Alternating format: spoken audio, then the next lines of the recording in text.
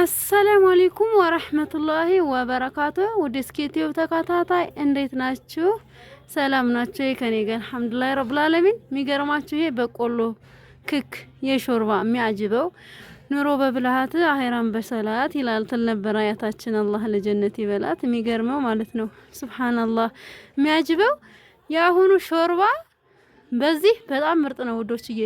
ያወፍረዋል፣ በጣም ያሳምረዋል። የሚገርመው እና አሁን ላይ ይሄ የበቆሎ ክክ ኢንሻአላህ ለረመዳን ለቤተሰብ አስቤዛ የምታዙኝ እህቶች አሁንም ደግሞ በአዲስ ቪዲዮ ኢንሻአላህ እንግዲህ ያው ብዙ ጊዜ ታዘዛለሁ። ሙሉ ቪዲዮ አልቀርጽም። ለምሳሌ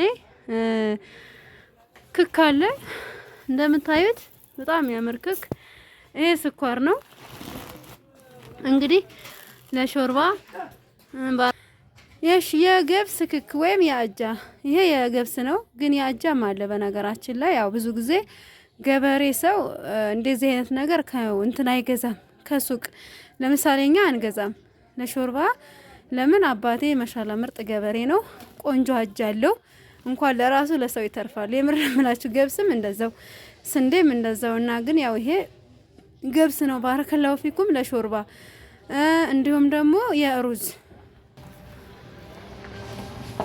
ይሄ ደግሞ ሩዝ የሾርባ ክክ ይባላል። ሩዝ የሾርባ ሩዝ የሚበላው ይሄ ነው። ሩዝ ዱብዬ ትባላለች። ማሻአላ በነገራችን ላይ አረቦች ይወዷታል እቺን ነገር፣ በተለይ ገጠር ላይ ማለት ነው። ምን እንደምትባል እኔ እንጃ። አቡካስም ይመስላል ግን አቡካስ አይደለም።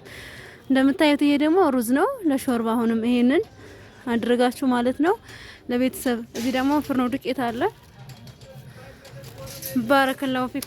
አመታየት ደግሞ ያው ብዙ ጊዜ ማር ታዘዛለሁ ኢንሻአላህ። ብዙ ጊዜ 10 ኪሎ ማር የሚይዝ ይሄ ቆንጆ ነው። ከዚህ በፊት በ9 ኪሎ ነበር የማደርገው፣ አሁን በ10 ኪሎ። ከዚህም በፊት በዚች 3 ኪሎ አድርጌ ትንሽ ተርፋለኝ።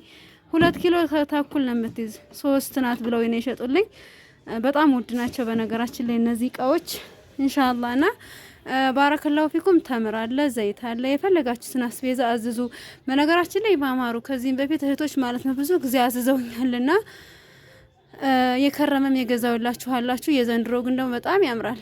ያው አንዳንድ እህቶች ቸኩለው ማለት ነው ግዢ ዋሉኝና ገዛውት። በነገራችን ላይ ዋጋውን በጣም ይለያያል።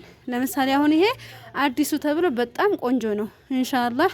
ረመዳን እንግዲህ ቀናቶች ነው የቀሩት፣ አንድ ቀን ወይም 2 ቀን። ረመዳን ሙባረክ፣ ሸህሩል ሙባረክ፣ ሸህሩል ረህማ፣ ሸህሩል መግፊራ። ብዙ ጊዜ ማር ትጠይቁኛላችሁ። ማር በጣም በብዛት ይጠየቃል ለረመዳን እንደ ብርዝ አድርገው ለመጠጣት ነው መሰል። ባረከላሁ ፊኩም ኢንሻአላህ። በ092286 1893 የብርዝ ማርም አይጠፋም።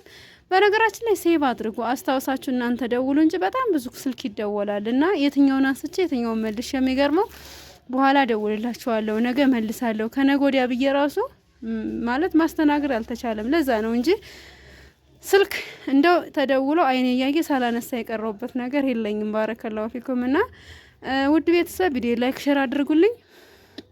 እንዲሁም ደግሞ ተምሮች አሉ፣ ቆንጆ ተምር።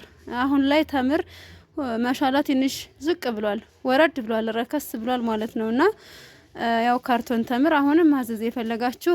አንዳንዶች ደግሞ ረመዳን ግማሽ ላይ ከ10 ቀን በኋላ ይረክሳል ብላችሁ የምትጠብቁ እህቶች አላችሁ።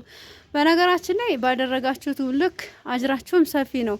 ኢነመል አማሉ ቢንያ እንደተባለው የሰው ልጅ በስራው ሳይሆን በንያው ነው የሚሰጠው። አልሐምዱሊላህ ረብል ዓለሚን። ጌታችን አላህ ንያችንን አይቶ ነው። እና ውዶችዬ ብዙ ጊዜ ከጊዜ በኋላ ከ10 ቀን በኋላ ከ15 ቀን በኋላ ይረክሳል ብላችሁ የምትጠብቁ እህቶች ከዛም በፊትስ ቤተሰቦቻችሁ ከተራቡ፣ ለምትነይቱላቸው ሰዎች ከተራቡ፣ ርቧቸው ታገኙት።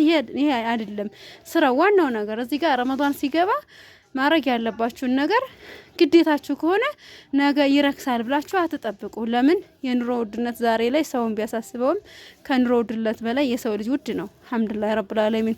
በተለይ ጾመኛ ሲያፈጥር የራሱ የሆነ ዘና ብሎ አልሐምዱሊላህ ይሄ ነገር እኮ አለኝ ልጃችን ወይም ዘመድ አለኝ ብሎ እንዲያስብ ማድረግ እንጂ የሰው ልጅ ተስፋ ከቆረጠ በኋላ ብታረጉት ይሄ ጥቅም የለውም። አለውም ብዬ አላስብም። ለምን መሰላችሁ? አንዳንዴ የሰው ልጅ መርዳት ባለባችሁ ረርታችሁት እና እንግዲህ አዝዙ ውድ ቤተሰብ። እንግዲህ ኢንሻአላህ ወደ ሀገሬ ልጆች በጣም ቆንጆ ገብስ ነው ክክ ለሾርባ ለቤተሰብ ኢንሻአላህ አዝዙ ኢንሻአላህ። ቢኢዝኒ ረቢል ዓለሚን ማለት ነውና ሰው ከተራበ ሁላ ተተራበና ጥሙ ከተቆረጠ በኋላ መመገቡ ይሄ የተሻለ ነው ብዬ አላስብም። እንደኔ እምነት ነው። ባረከላሁ ፊኩም። አላህ ይጠብቃችሁ። ሀገራችንን ሰላም አላህ ያድርግልን። እንግዲህ እንደምታዩት ነው። ዘይትም እንዲሁም የፈለጋችሁትን እንግዲህ አዝዙ። ባረከላሁ ፊኩም። ቪዲዮ ላይክ ሼር አድርጉልኝ ውዶችዬ። እስኪ ላይክ ሼር አድርጉት፣ ሰብስክራይብ አድርጉት ኢንሻአላህ። ማለቴ አንዳንድ ሰዎች የሆነ ሰብስክራይብ አድርጉ ላይክ አድርጉ ምናምን ብለን ስንል እንደ ልመና የምታዩት ሰዎች አላችሁ። ይሄ እንደዛ አይደለም። ቢሆንስ ምን ችግር አለው? ማለት ማንኛውንም ዲራማ ፕራንክ የሚሰሩ ብቻ ብዙዎች ላይክ ታደርጋላችሁ። የሚገርመው እና የዛን ያክል እንደዛ አዩት እስኪ ኢንሻአላህ። ይሄ ደግሞ የስራ ስልክ ነው። ባረከላሁ ፊኩም። እና ብዙ ጊዜ ያው አልሐምዱሊላህ ረብል ዓለሚን ማር የምታዘዙ እህቶች አላችሁ።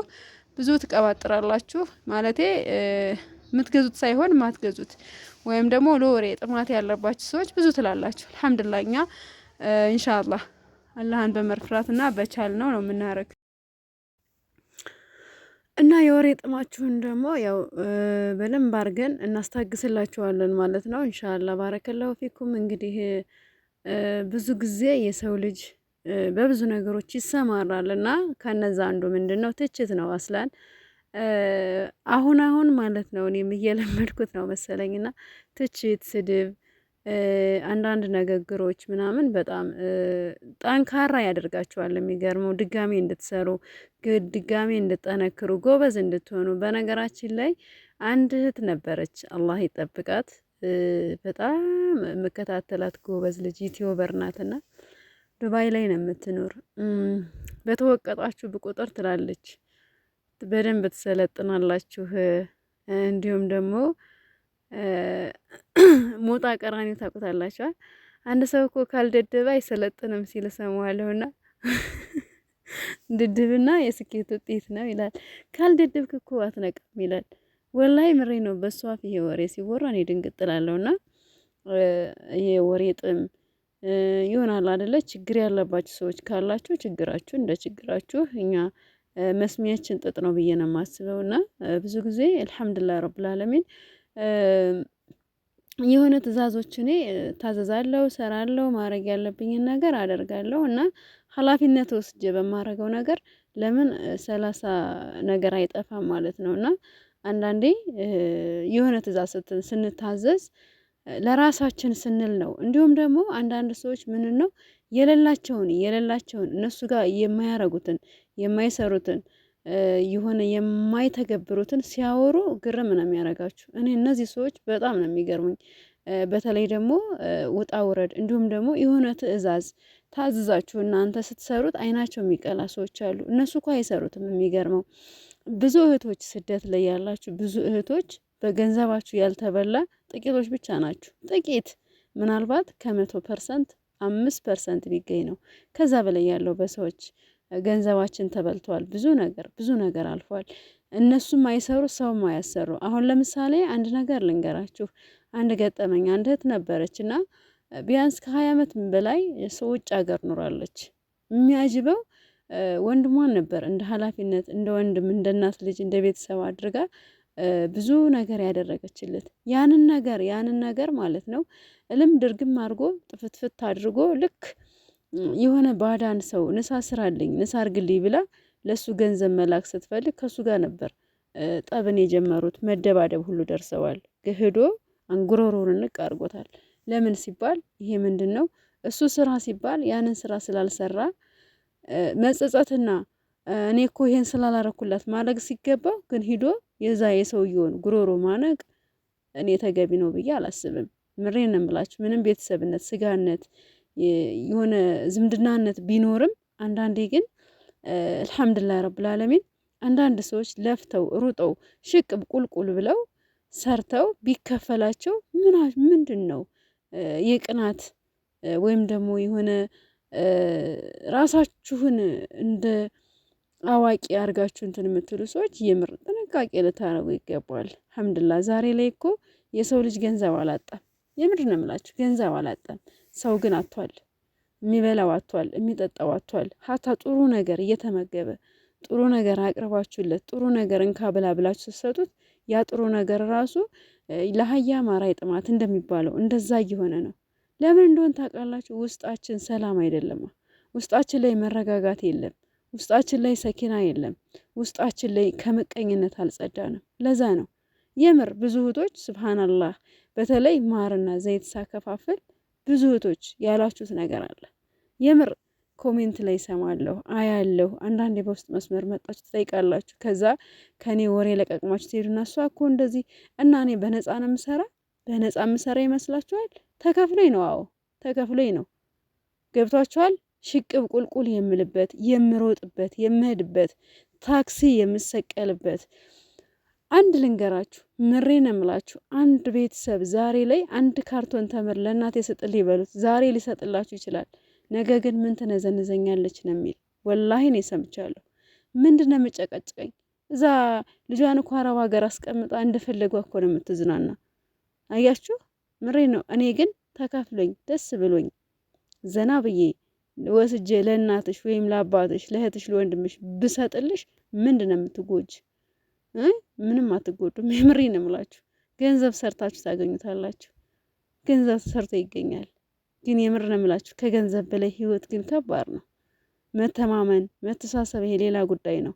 ካልተማመናችሁ፣ ካልተሳሰባችሁ የምር ገደል ትገባላችሁ። አንዳንዴ እኮ ሰውን አዝዛችሁ ከሚሰራላችሁ ከፍላችሁት ቢያጠፋ ትወቅሱታላችሁ። ከፍላችሁት ማለት ነው። ቢያጠፋ አይ ይህ እንዲህ አድርገብኛል ብላችሁ ትወቅሱታላችሁ። የምሬ ነው የምላችሁ። ግን የሚገርመው ደግሞ የሆነ ሰው አዝዛችሁት የሆነ ነገር እንኳ ስጦታ ብታቀርቡለት በጣም ከሚገባው በላይ እንኳ ስጦታ ብታረጉለት ምን አርጋልኝ ነው የሚላችሁ። እናንተ እኮ ለዛ ለሰውዬ ይሄን ያህል ውለታ ውሎልኛል አርጎልኛል ምናምን ብላችሁ ማለት ነው የሆነ ነገር ታደርጉለታላችሁ። ውለታችሁን ቢያንስ በዚህ ትንሽ ልካሰው ብላችሁ። ግን ያ ሰውዬ የሚፈልግ ሌላ ጉዳይ ነው። እሱ የሚያስበው ሌላ ነው፣ እናንተ የምታስቡት ሌላ ነው። እኔ ግን ማለት ነው ይሄን አረጋለሁ፣ ጉልበቴ ይሄን ያህል ብዬ ዋጋው ከተምናለሁ።